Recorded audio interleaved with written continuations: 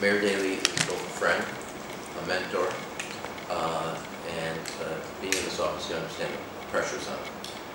But my goal, my responsibility is to find an answer to the problems that were here. This is a serious one.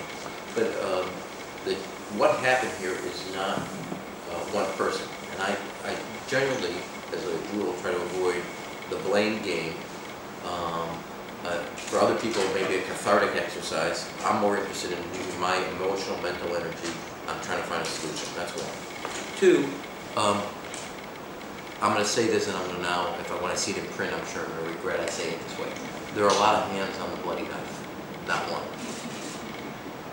Who are they? You want to name them? So, but when I say, but when I say that, you know, you was a mayor. He is the mayor.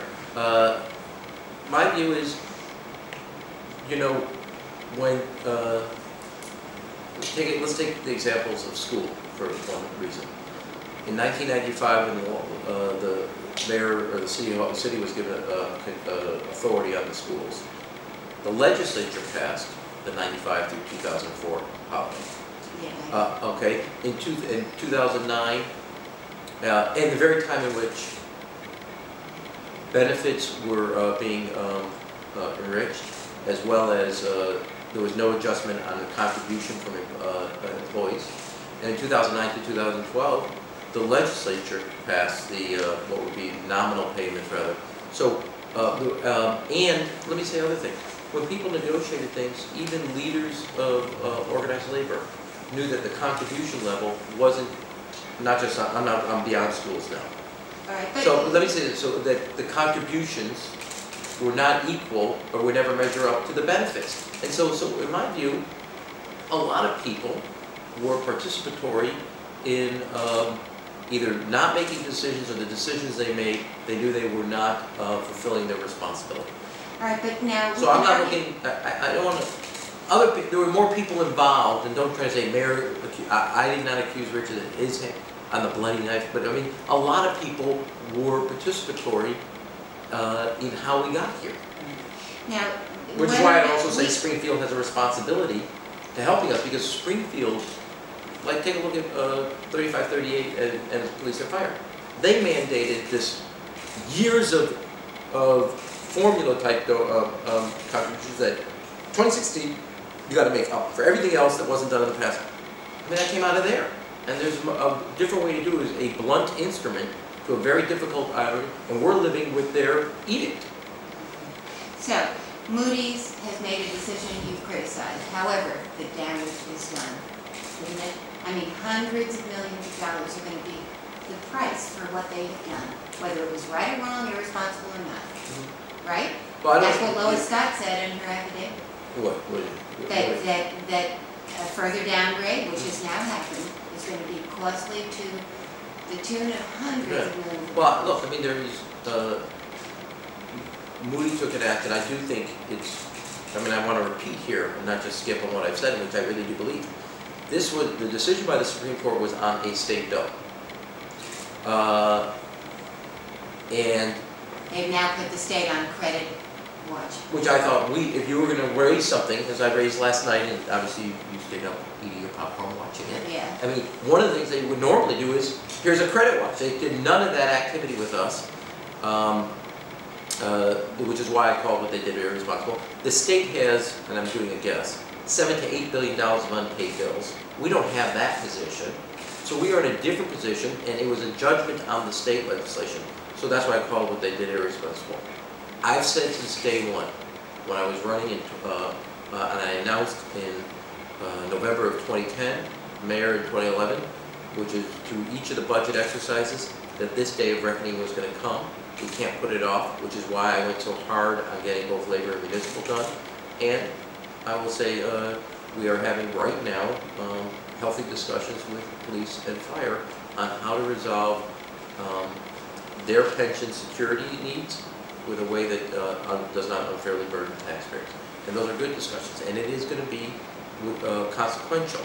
Now, to the fiscal health, I constantly remind people, and I don't think it's worth, I don't think I want to skip on this, Fran.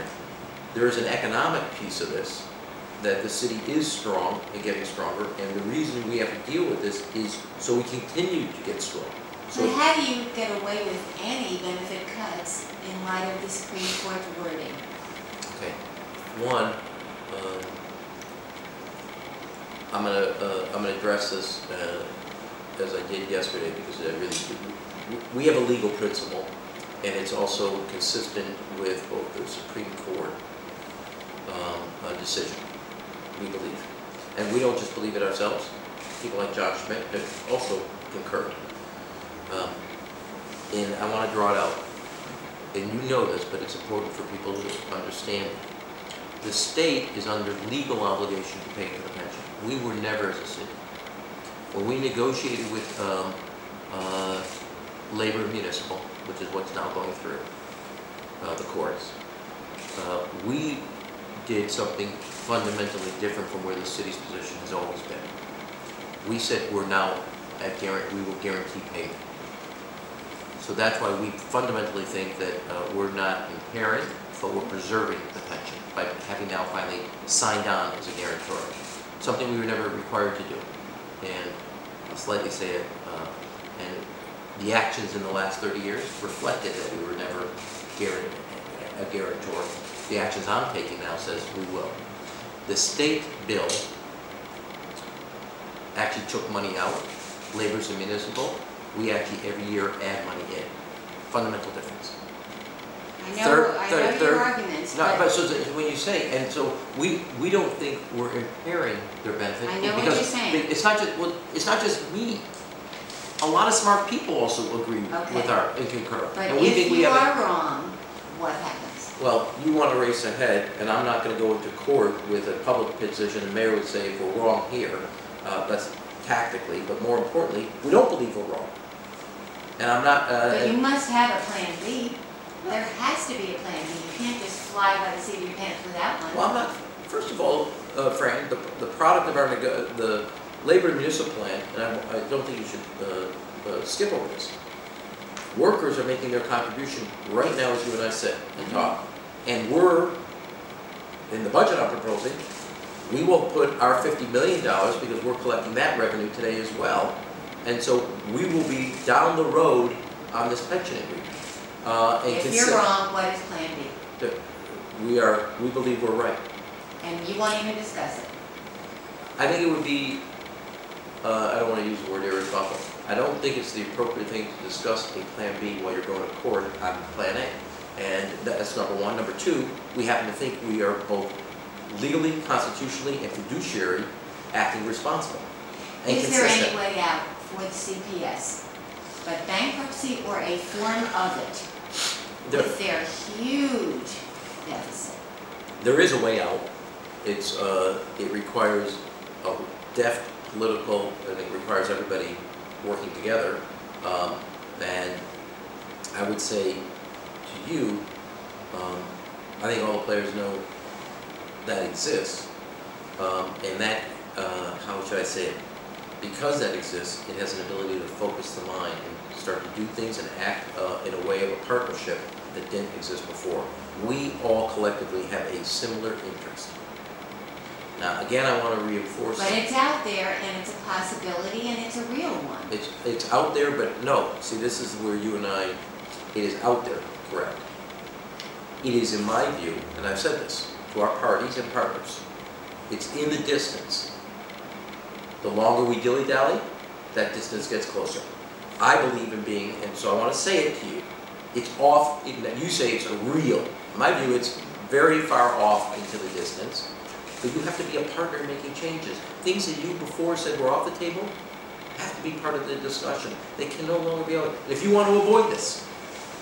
This means that judge over there will decide everything. And the judgment, the ability to shape your future is out of your hands. I'm asking you to be a partner in shaping the future, not have the future handed to you. Right.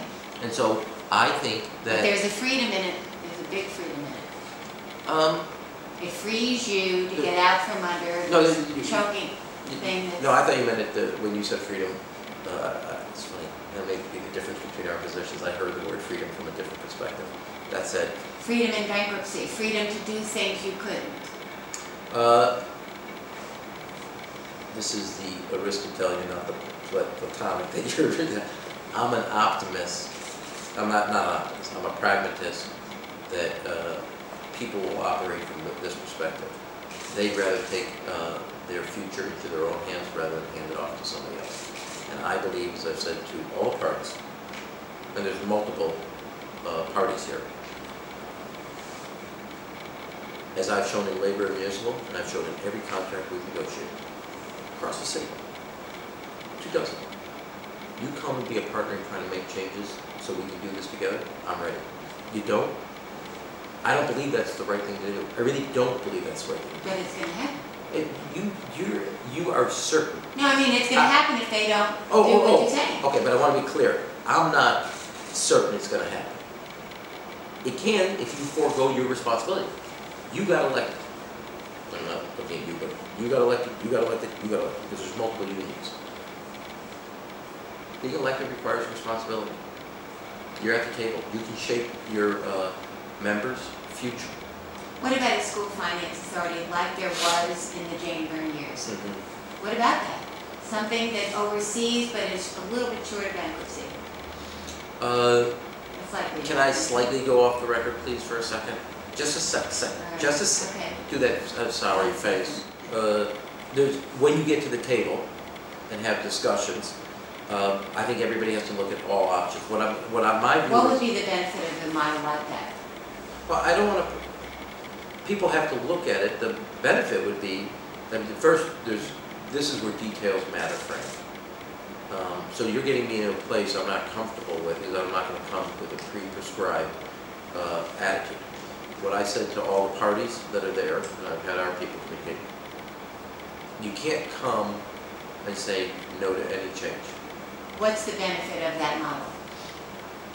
What would be a good part of it? Well, there'd be a third party working with us on working together as part of finances. Now, one of the things I've had to say that let me give you an example. I've said, when I did to labor and municipal, what brought them to the table? I said, up front, I'm going to say one thing nobody else said. Revenue is part of the solution. Now, you guys, not only you guys, but you always get offended when you're locked in, but I don't think you guys, let me generically, not Fran Spielman, so don't get this, okay? When I finally said something that, you know, other people would not say, which was that revenue is part of it, it loosens people up. They know they're not going to the table, and their position is give. And my basic position always in any conversation or negotiation is, you're not going to agree to a loss, and I'm going to get a win. I'm not agreeing to a loss, and you get a win. So if revenue is part of this, which it is, reform has to be part of it. And because of my willingness to know up front, I'm going to be part of the solution. What is the cost of what Moody's has done? Is it hundreds of millions? I don't. Is Lois, I mean, did Lois cry wolf, or was that real? Look, there's costs. There's 2 types of costs. One is reputational, but there's actual. But no, and reputational only mean it's temporary, and then there's a financial. Now, I think, and I want to go back to you, so don't try to take my words out of context, and I'm not saying, you know, I really believe in what I said to you, I've always said, and I say here. Just take 3 things as symbolic, not alone. I believe the presidential library is a game changer economically for the city, reputational as well, and culturally. The other day, I worked hard on this, but we cut a ribbon at the new digital manufacturing. There are going to be ideas, enterprise companies that are going to come from that. We broke ground at the new Northwestern Biomedical Center. Our economy is strong and getting stronger, both because of the airport, the skilled, educated workforce, the centrality, location, our transportation system, our good business environment, all those things and other things that go into our cultural and environment, the quality of life in our city, the cost of living, which is a third of like either side of the coast. So get to the point of the cost, the actual cost of what Moody's has done. Can you do that? I can, but I'm not going to buy your paradigm because it's not right. And sorry for saying that to you, because I'm going to get offended when I say anything. in his normal sarcasm. His normal I thought that was very funny that I was going to tax sometimes. I can't take another financial hit, let alone. So here's the thing, Fran. I do believe the economy is strong and getting stronger. And I believe that everything I've done since day one, the way I've approached this, is continue to make the essential investments in the education and infrastructure and transportation of the city and the business climate, so we continue to be growing jobs in our But economy. your access to the capital markets to do that is going to be restricted now. No, that's where you're wrong. It's not? No, it's going to cost more, Yes. but not restricted. How much? But no. That's where you. Now I have 2 years of investment banking over you. Okay. So that's 2 I more defer, years. I defer. No, it's not restricted. It is more expensive, and there is a cost to that more expensive. Okay. What is the cost of what they've done? No, well, we're gonna know. We'll find out. Yeah, and Hundreds of millions. and isn't my it? other. Well, we don't know that yet. I mean, and you just asked me. Unless Lois was crying wolf, it is. Not crying. Don't do so absolutely. Lois, there is a cost. And what I try to tell people is the cost is if you have to spend this more to keep the government operating, it means those resources or a portion can't be used for this. Right. That's the What actual. will we have to sacrifice? Well, we're gonna. You say sacrifice, which maybe, or I would say change. And What are we going to change? well, there are things we're gonna. We're gonna have immediate, and I just told the staff, and Alex is working on this. One, we're gonna continue zero-based budgeting. Operational. 2, no vacancies get filled. This is outside of public safety, the lineman and the police department. No vacancy gets filled, and we're going to operate, which is different this budget. You have to justify filling that vacancy. And we're going to start making changes both in the operating budget and in other places to continue to wring out what I call inefficiencies and make the reforms that are necessary. And you're going to have to come in and justify a program that has to be operating this way. What things might you sacrifice? I mean, isn't it down to the point where we can only do the basics and not the other frilly things? What would you call frilly? I don't know, but I'm just saying well, there are things can't that say- you can't afford anymore, right? Well, you say that, but I want to be specific. What are you suggesting? I'm asking you. Well, I mean, what things can we no longer afford? You don't co-share this, Meryl? I could have sworn. This has been a revealing moment. I thought we were co-sharing it all the way for the last 5 years. I never knew I was mayor. I thought we were like timeshare. I get it on Monday through Friday, and you get it on Sundays when you write your story. I own this thing for 7 days, Fran. Seriously. This has been the most successful interview I've had in the 5 years. Seriously though, can you tell me what we can't afford to do anymore? No, I'm going to say it this way. If you think we're going to do this, I'm just using this as you won't describe what this is. The question is if it's that important, what are you willing to change? I'm not going to dictate this. You guys don't like what I'm not going to do it by fiat. I'm going to engage the city council. I'll present the budget. You present your ideas. You want to continue something, or more importantly than continue, you want to expand something? Show me what you're willing to change. And that's not just the city council, but it's to everybody that relies on it.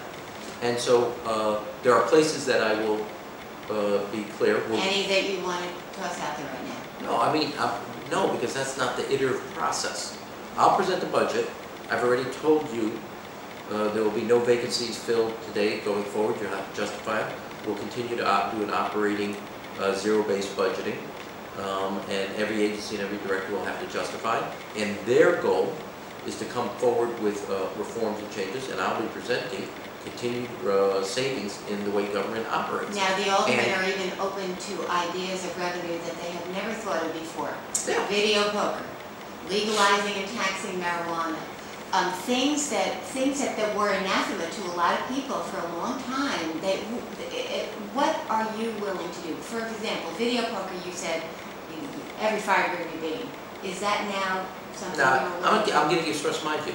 Okay. What is your view on these things? Okay. Are there things that you will consider that you never would? Well, the good news is people are actually, and this is why I say this moment in time makes people start to say things, as some person once said, never allow a crisis to go to waste. Sure. Do good things. Somebody very brilliant said that once.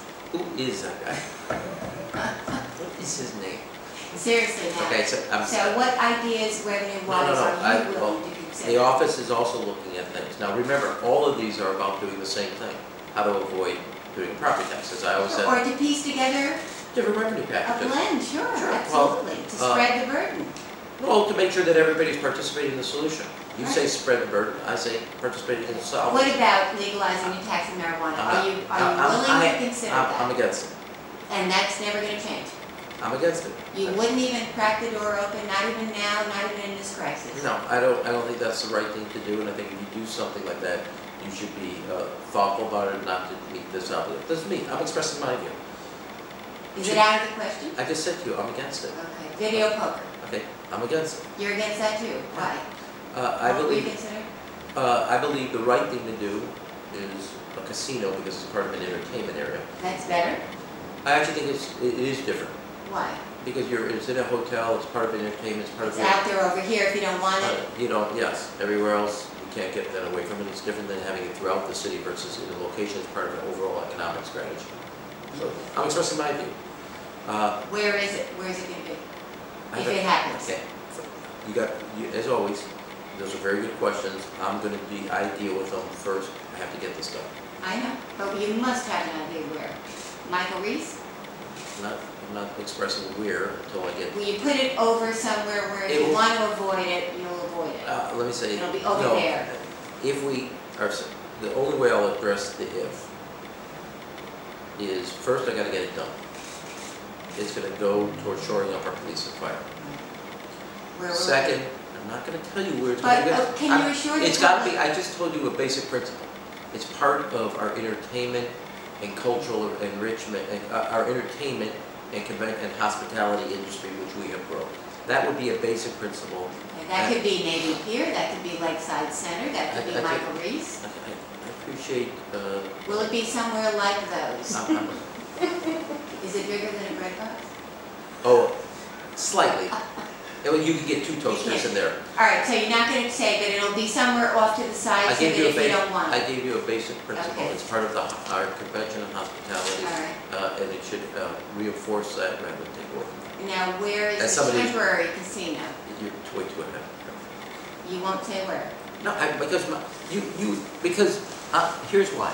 I'm in very important negotiations. You're doing your job. My job is to get this done so I can shore up police and fire. And part of a negotiation requires that people know that the mayor has a trust level at the table. If people think I'm negotiating at the table by going through you, meaning Ms. Spielman in this moment, I'm not going to build the trust that's necessary to getting the best deal for the city. So I have a responsibility to not feel like I'm negotiating through the media. Are there any revenue ideas that you thought were off the table that are now on your table? Well, let me answer it this way. People here in the building, I've tasked them to think of ideas, and that's what they're working on. But as I want you to know, I'm not going to anybody without also reforms and efficiency and savings, because this is going to be, everything is part of solving this problem, not that person, not that industry, and not that department, and not that contract. I think the way, my general rule is having not only passed legislation, negotiating things, is that you don't walk in and say, this is not. I've expressed myself at least on marijuana and to you and on video poker. But the general rule is, if you want to get to an agreement, I'm willing to say, okay, revenue's part of it. That's how then people say, okay, we're going to stop doing what we used to do. Here's what we're going to do to be part of the solution. The CTA is preparing for the governor's cuts. Isn't there going to have to be a fair increase? And shouldn't there be? Well, let me answer that this way. They're preparing, because the governor, I think, in a misguided way, is discussing cutting public transportation. We have the second largest system. More people in our city outside of New York would depend on public transportation, including the mayor, to get from home to work than any other city. And I also want to know, because you do appreciate this, the new chief of staff, Forrest Claypool, did a great job at CTA in not running down to Springfield in a crisis, not stealing from capital to pay operating, but actually doing the fiscally responsible things in that area. Doesn't there have to be a fair increase? First of all, I'm not going to prejudge what Dorval's work is. We've avoided it for Right. 4 years. I know, and doesn't there need to be? Doesn't there need to be, shouldn't there be, anyway, every 4 years? I mean, you can, nothing stays the same. No, The price of bread doesn't stay the same. I once used that analogy, and you guys used it against me, so I'm not going to do that. Doesn't there need to be a fair increase, and won't there be one? I'm not going to. That is what the board and the new incoming president have to do. They're going to scrub the budget, and we're going to fight the governor's cuts, as I successfully But did if before. they go through, there'll be a fair increase. Well, you're saying that I can't say that to this point because I don't know what the service looks like, etc. I do know what Forrest has done and what Terry's done and the board has done as a whole, which is improve the service, improve our investments, and we're going to maintain an aggressive, as we have, a capital investment program. So for me to prejudge it, I haven't gone through the budget yet. That's what I asked the president to do. This bankruptcy thing has made us forget for a second the federal investigation of the public schools that has Barbara Bennett on leave. She's probably not coming back. If in fact that's what happens, which everyone expects, do you then choose a different model, having had 2 educators regimes end badly? Do you choose a different model, a business model, someone who can run anything, send them over there? I take umbrage, Madam Fran, Frau Fran. They did end badly this sense. Our kids now have a full school day and a full school year. We have universal kindergarten. We have a rising graduate. I said end badly. I didn't say the whole thing was bad. Well, I just want to be clear, Okay. because I actually do think. Do you choose a different model this time? I haven't. The Forrest Claypool model. The model of, here's a guy who could run any agency, send him over, just like Daley did with Huberman and Dallas, and a different model. Vallis was there when they made no pension contributions, so I'm not exactly sure that's the model I want to follow. Okay, well, Forrest is the I guy do who let me say has this. run the park district, I'll say run the this. CTA. I want to say this. For those who've advocated stop kicking the can, their foot should be a little sore. Okay, so what about Forrest Claypool? No, If not him, then someone like him or him. Okay. Can I keep him for chief of staff for an hour? You can, sure. But in a couple of months, if we need Fran, here's how I'm looking. a different model even. I mean, that model is what I'm asking. Okay.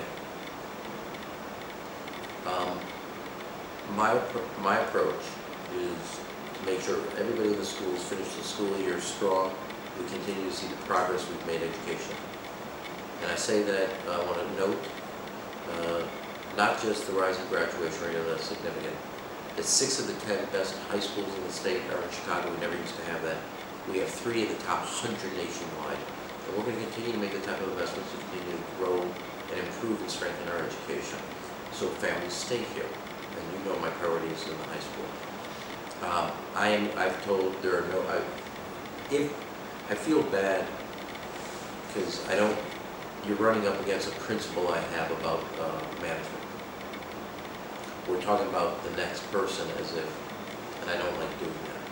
Okay? We're couching it and saying if it comes to that. Do that slight turn in the voice again. We will. We'll couch it. We're couching it in if it comes to I don't that. like. What model do you choose? I wouldn't answer the if about that, and now I'm answering it about a person. And I feel But is it time for a different model? Is what I'm saying. I'll only answer this question this way, not as if there's a judgment about Barbara. I don't like that. That's not who I am. As somebody who was screwed by 2 presidents, one I gave up a career. I mean that. It's not, and if anybody can appreciate that I'm a different operator about loyalty. So I'll only answer it as given the financial, not based on Barbara's tenure as CEO. Okay? I'm not going to answer it that way. Right.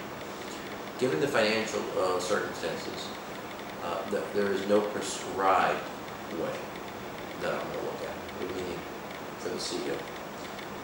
Some people have advocated you should think of a superintendent model that's different than the CEO model. So before we look to people, is there a way to change? Should I think of this different? What is your current thinking? I haven't come to a conclusion. I've tried to. Would you rule out sending Forrest over there? I'm not ruling. Well, I'm just saying, I mean, he's Just- the guy just that. in your While you were running, bullpen while you were running, you were thinking who, about he's it? in your While you were running, you bullpen were who is thinking about someone it? who could think. While you were running, you were thinking? People around you are talking about it. I noticed, and they talked to you. Yeah, damn right. Damn right. The school And I'm board, gonna kill them for the talking school to board, you. didn't they aggravate their responsibility? Isn't it time for a fresh infusion of blood there? Okay. Why not ask them all to resign and start over? There'll be, Are you thinking about it? of course, I'm thinking about all the boards, not just that one. Oh, I'm- so are you going to, as a matter of course, ask for everybody's resignation? Not everybody's resident, that's not, there are people that have done very successful. Okay, but the school board? No, I am looking at every board and commission and taking a fresh look. Who's got the energy, who's got the drive to stay doing this, and if you don't, Then if you're not, be honest with me, and we're going through each of them, so not CPS alone. But that one for sure, that you want. I've asked all educational, I'm looking at every educational, I'm looking at every public safety, I'm looking at all boards and commissions with a fresh eye. Here at housing, I'm saying, do you have the energy to keep doing this? If you do, great. What's your vision, so on and so forth. So I'm running an exercise, and you'll be hearing more in short order. So it's not just CPS, it's part of an overall strategy. So you've asked for the resignations of all the school board members and the police board members? I have not asked for that's not what I... Well, but you're looking at the whole board. Don't say, I did, I'm asking people, do you... To look again and say, do you have the energy? If you want to stay, Yeah. what do you want to get done? Do you understand? I just don't want you to check the box and check your time here. This is, the things facing the city, and I appreciate everything you've done. Do you have the desire to keep going? And it's not just to But keep going. isn't this whole soups thing an exercise in saying the board didn't do its job? Shouldn't we start over? I've answered your question. I'm not going to answer it further. I've answered Do you your agree that they didn't do their job here? I answered how I'm approaching the board's The information. police board, Demetrius Carney is sitting there on an expired term. I answered your question about, Okay. I'm looking at all of them. Don't they need new energy? Don't they need to get tougher on the police who, and upheld the superintendent's recommendations a hell of a lot more than they do? I, Okay? the mayor, am looking at all the boards and I'm giving you a big swath of portfolio, okay? Without naming a person or a board specific. Mike Zaleski, the aviation chairman, says you have big plans for O'Hare. Yeah. High-speed rail, domestic terminal concessions. Flesh out what you want to do over there. Let's talk about it. I love you right about now. Part of this, I really didn't like you, but now I really love you. I don't, first of all, I actually think it's a mistake to think of this as just O'Hare.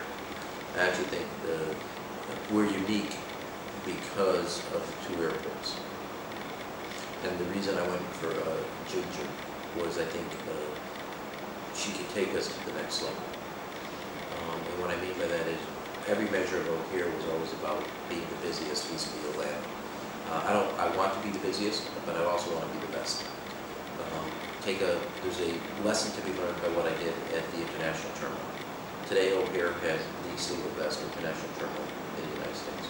It looks like, it feels like what it should be, as opposed to what it was in the prior tenure. It was a great terminal getting in the sense of where you went. But airports today are changing around the globe. They're not just, they are, and I don't mean to, I'm saying this symbolically, laughing about it, they are destinations. So when you're there, they're experiences. If you did it this way, and Ginger has a unique experience, both O'Hare and Midway. One, we're unique, where we are geographically. Two, we're unique as a city. We're the only city in the entire North America where both American United and Southwest have major operations. That uniquely positions Chicago for economic growth.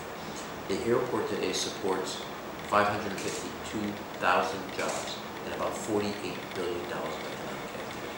It's one of the... Talk about your plans, yeah. I'm getting...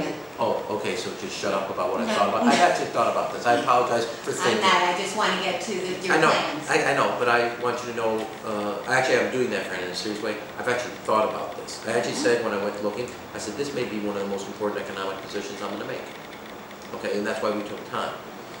One, I want the domestic terminals where we do the concessions to look and feel and come at the end of the product like the internet shop, so that people have an experience. I want them to be like Chicago. So when people that are coming, 60 million people coming in and out, come away, that's Chicago. There's more. Isn't it now? I mean, it's pretty good now. When you got the concessions, outside of look at Rick Bayless in there, and you have a feeling of Chicago. So can we bring some of the culinary experiences that people have in the city to O'Hare? And a lot of our top chefs want to have something there.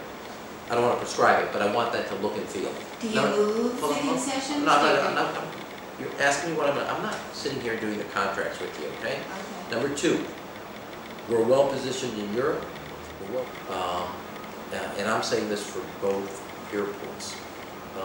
Obviously, and they continue, obviously, the biggest piece and the last piece is the negotiations with the carriers as it relates to the expansion, which is essential for the city. Which you have, you wanted to build that last runway, and you haven't gotten anywhere with that. Well, we haven't started.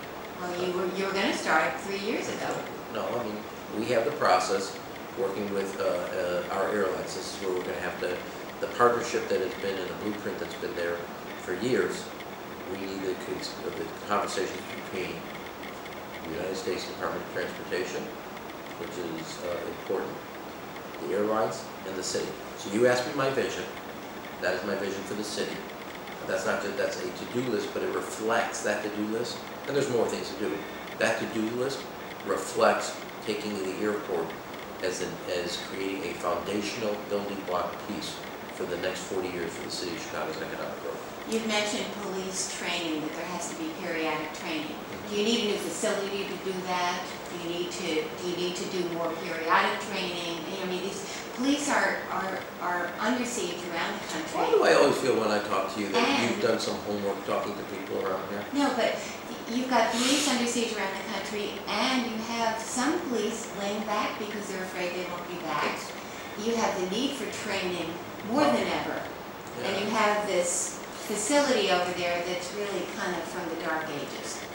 And it's always been, it's been in the planning stages forever with other mayors.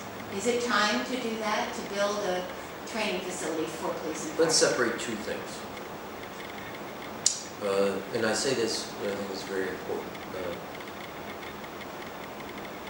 Training and leadership is essential in the area of answering the question you're talking about. And I don't think it's an accident when you think about the kids, the 4 cops that are from Operation Impact that were caught on video playing football in the 11th Ward. 11th, not caught, captured. Yeah, it was a good thing. They were, well, the video went viral, how about that? Yeah, okay. 2, actually one of the kids, one of the young officers was an intern in my office. An amazing veteran, going to college, law school, it was really incredible. But two of them, very recent graduates in the last year and a half. And one of them said to me that the training they got about interacting with the community was essential to how they saw their job. So I'm getting to what point. One is the leadership of the department reinforced that type of training. And 2 of the 4 officers who came out of the training that emphasized that every experience interacting with residents of the city of Chicago is a learning experience for you and a learning experience for them. And it's about building, I can't say this word enough, I know you just hate it, but trust. That is what community policing is fundamentally about. If they think of you as a force that's put upon them versus a police force that's part of their community, it's night and day is what they're going to accomplish. And the superintendent has talked about, and this is more for him, but we've talked about not just keeping the recruits fresh from that perspective, but the entire police department part of an ongoing training. And we have done things in that vein where getting kind of a refresher about the kind of basic principles and purpose of community policing. It is important. How often? Like once a month? I'm going to leave the details to the people that actually have to do this. Once a month is not. Yeah, I don't think that's what you. Then they're not policing. Then all they're doing is that. But keeping. Let me say this: I think it's essential I think we have a diverse force. When you're answering the question, when you're seeing around the country, I think you have a diverse force is important. The fact we benefit as a city that our police department lives in the city. So they're your residents, your neighbors. They're not something else. Third, well, let's get to the facility part, because that's an important piece. No, it is, but it's not in lieu of. Okay. Third is the leadership that reinforces regularly. Fourth, everybody from the superintendent down, and you should know he's already had 2 of his listening tours, they've gone quite well. We want to work on this and are going to work on this. The police department and the men and women have to know that as a city, every day there's officers doing things that don't get recognized that are great things. They are doing really important things. Are there bad apples? Yes. That's not the police department. And that's not the bulk, 99.9% of the men and women. Okay, well, let's talk about this facility thing. Are you looking at the possibility of building a new training facility for police and fire, as other mayors have thought about doing but never did? Yes. Okay. And I've been looking at it for a while, and we're working on the financial piece. And what about that? So you're pretty far along with it? I'm far along in the sense that there's a savings and an efficiency. I'm far along that we know, unlike casino, we actually know the location. Where it would be. Yes. And it would be near the 911 center, right? Right there, wouldn't it? In that campus? You turn that camera off because I really don't want to be caught when I'm hitting her. Seriously, wouldn't it be there? Isn't that's always been talked about, right? The FBI, the 911 center, this, Okay. right? Let me just say, as always, you do your job as a journalist. I have, you and I are in a different place. I have to get all the building blocks to make it financially feasible. How is it financed? Do you need to raise the telephone tax a little bit? No, I think we may have a way. It's not, we're working with other parties to get this done. So we've thought about, I've thought about a modernized training facility, consolidated. Police and fire together. I thought about, don't conclude anything. I thought about a modern public safety training facility that not only consolidates but saves money, is more efficient, and it gives you the type of place that prepares both police and fire for, and it may not be able to be done that way, but that's what I'm looking at. The advantage of that would be what? What would the benefit? Savings, efficiency, efficiency being, because you're in one location, you save a lot. When you look at it right now, by way of example, police and fire, I'm doing this by memory, so you're wrong by one. It's in police and fire's training facilities throughout the city of Chicago are in police and fire, either 7 or 9. So there would be efficiencies by putting everybody in one place, saving money. The same way that they're both in one place right now, on 26th Street. But it has to work. All the numbers have to work. Do you have any ballpark cost to it? They're working the numbers now. It depends how many how we do it. Okay. Soon will you have it? You hope. Do I look patient to you? No. Okay. But know this, that it's been something we have been working on for 6 to 9 months, and it's already on its 3rd or 4th iteration. So that's why it's premature for me to say. But it's something we're thinking about, and they're thinking about. When Police Superintendent McCarthy made that comment about Dante Servin that he should never have been indicted and that he hit the guy he was aiming at and he happened to hit her, was that insensitive? Did you cringe a little?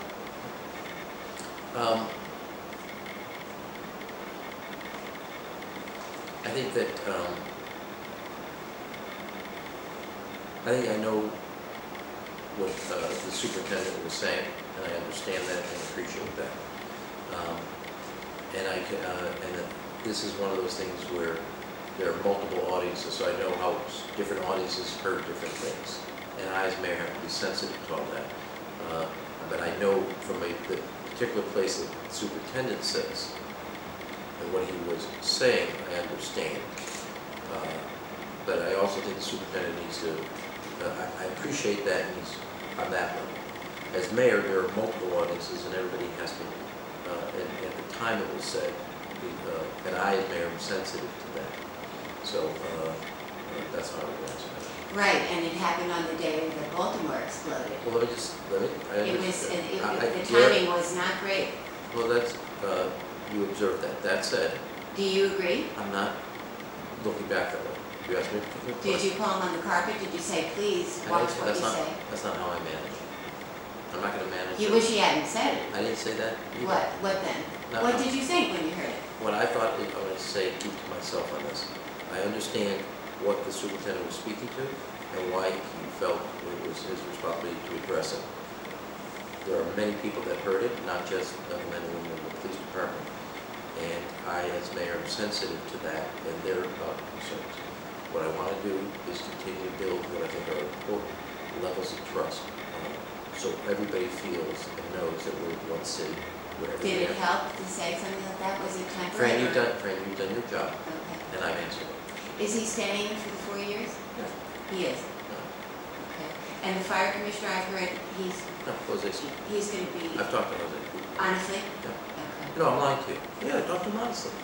There, a lot of, even friends of yours say that what's going to be required of you in these 4 years is so difficult that it's going to be like Harry Truman, that you're going to have to do it and then the second term will have to be the end. That this will be the last, because it'll be so difficult. These are my You'll be friends. so wrung out by it. Are they wrong?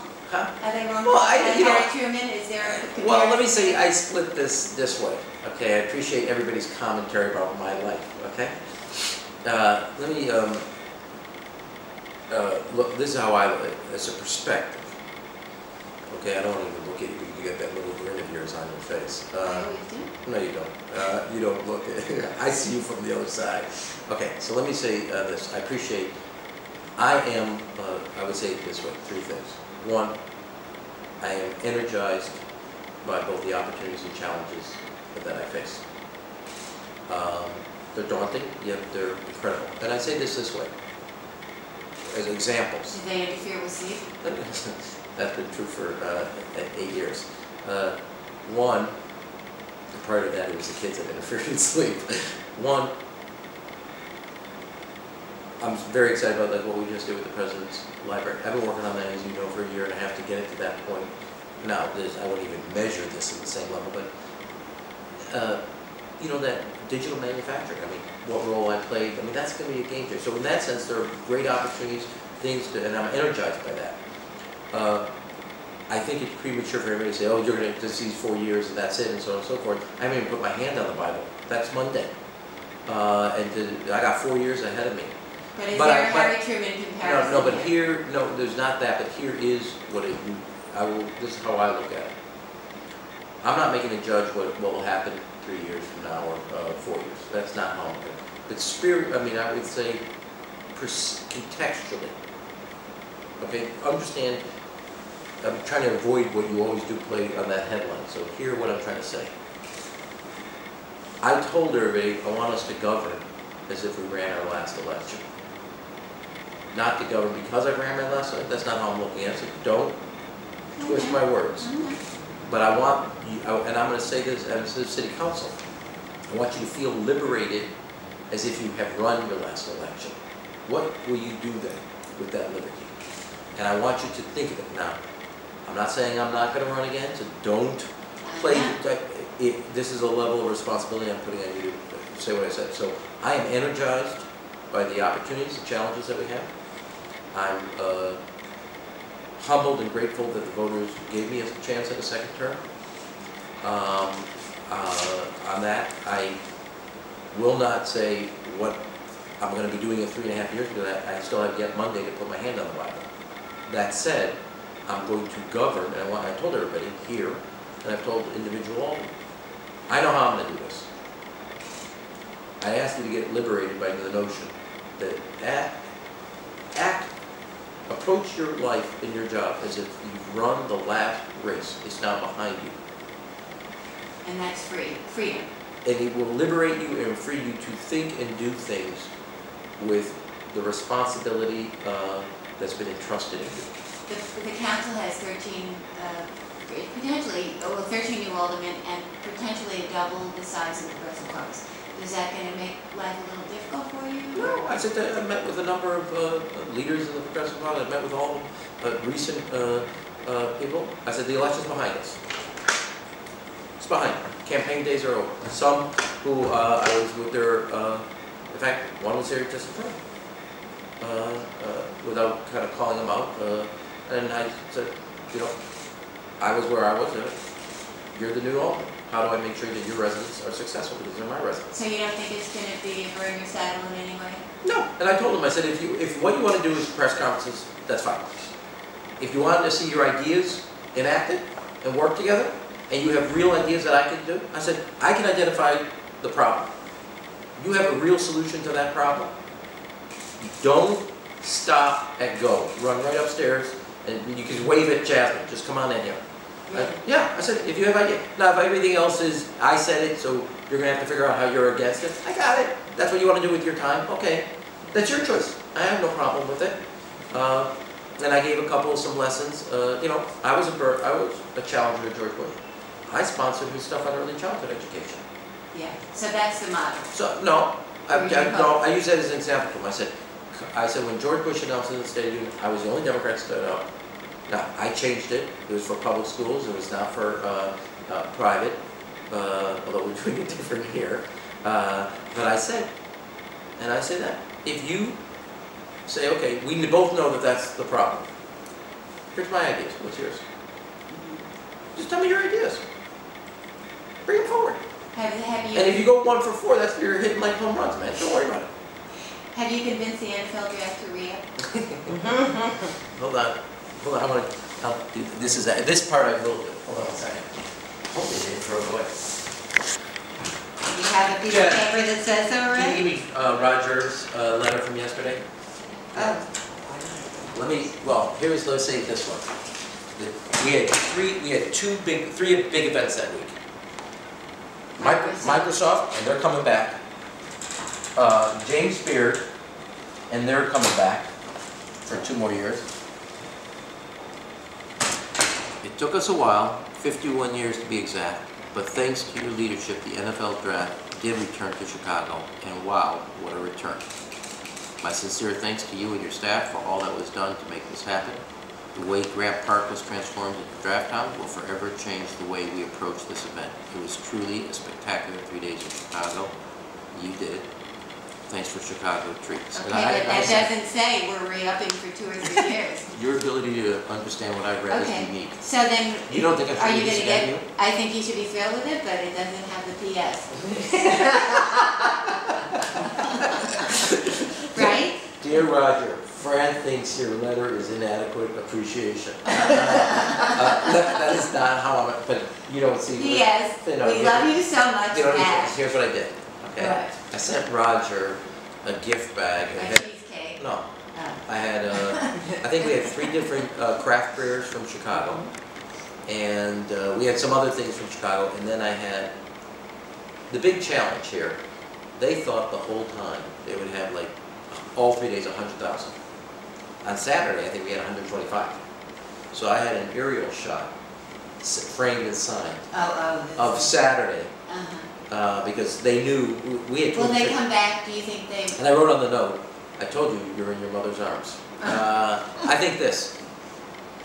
I think they left here, and we as a city, not me, we as a city, left here. They left here with what I wanted, which was, why did it take us so long, 51 years to come back? But that's short of coming back. Or they didn't come back. I think I think as they evaluated, I think the way I look at it right now, I don't think they're going back to New York.